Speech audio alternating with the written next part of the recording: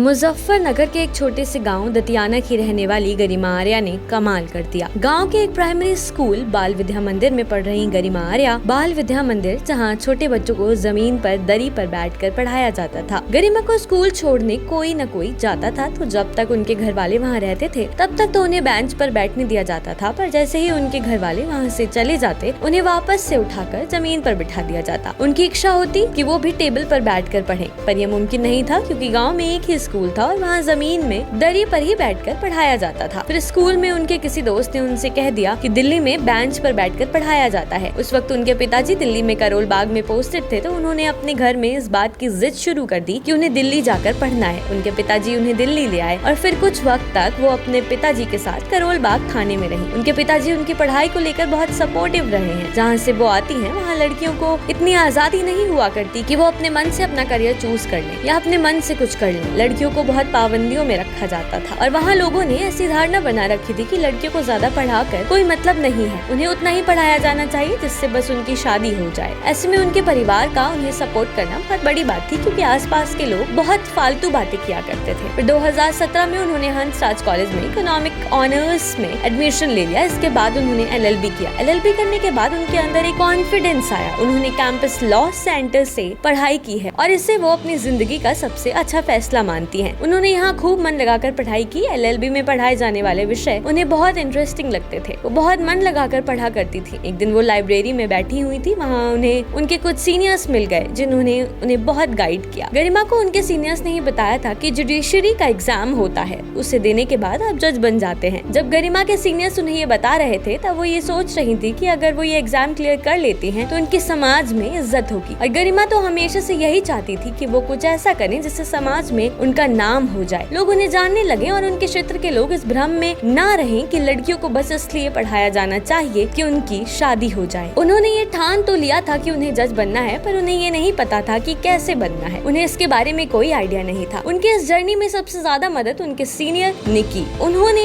उन्हें कभी कभी पढ़ाया भी। उन्होंने ही उन्हें ये बताया कि कैसे पढ़ाई करनी है और बिना कोचिंग के भी एग्जाम पास किया जा सकता है। 2020 में उनकी LLB खत्म नहीं हुई थी और तब तक कोविड आ चुका था। 2021 में नवंबर तक कोई वैकेंसी नहीं निकली। 2021 में उन्होंने हरियाणा और राजस्थान के लिए टेस्ट दिया और राजस्थान का एग्जाम बस 1 नंबर से क्लियर नहीं हुआ। इसके बाद उन्होंने 4 अटेम्प्ट दिए, पर सारे रह जा रहे थे, कभी 1 नंबर से तो कभी 3 से तो कभी 21 से। बहुत सी गलतियों की वजह से ये पेपर क्लियर नहीं हो पा रहा था। गरिमा को जब ये चीज रियलाइज हुई तब उन्होंने ठान लिया कि अब वो ये गलतियाँ पेपर में दोबारा नहीं दोहराएंगी। इस बार गरिमा ने अपने एग्जाम को क्लियर करने में जी जान लगा दी। उन्होंने लैंग्वेज पेपर पर भी पूरा का पूरा ध्यान दिया और उन्होंने UP का मेंस क्लियर कर लिया। और फिर उन्होंने उसका इंटरव्यू दिया। जब वो घर वापस आई तो बहुत डरी हुई थी कि पता नहीं क्या होगा और क्या नहीं होगा, वो क्या करेंगी। उस दिन उनका बर्थडे था और उनके पास सुबह से कॉल आ रहे थे। फिर शाम के 6 बजे उनके सीनियर का कॉल आया। उनको लगा कि वो भी उन्हें बर्थडे विश करने के लिए कॉल कर रहे हैं, पर जब उन्होंने फोन उठाया तो उनके सीनियर ने उनसे बोला कि तुम जज बन गई हो। उनको इस बात पर यकीन ही नहीं हुआ, तो उन्होंने अपने सीनियर को बोला कि आप मुझे PDF भेजो, मैं खुद देखती हूँ। जब उन्होंने अपना नाम लिस्ट में देखा तब वो बहुत खुश हो गई और उस दिन उन्हें लगा कि भगवान सुनता तो है, चाहे भले देर से सुने पर सुनता है और वो सबको उनकी मेहनत का फल जरूर देता है। आज जमीन में दरी पर बैठने वाली बच्ची जज बन गई है और अपने आसपास के लोगों के लिए मिसाल भी। यूथ आइकन ऑफ इंडिया में आज के लिए बस इतना ही। आपको हमारी कहानी कैसी लगी हमें लिखकर जरूर बताएं।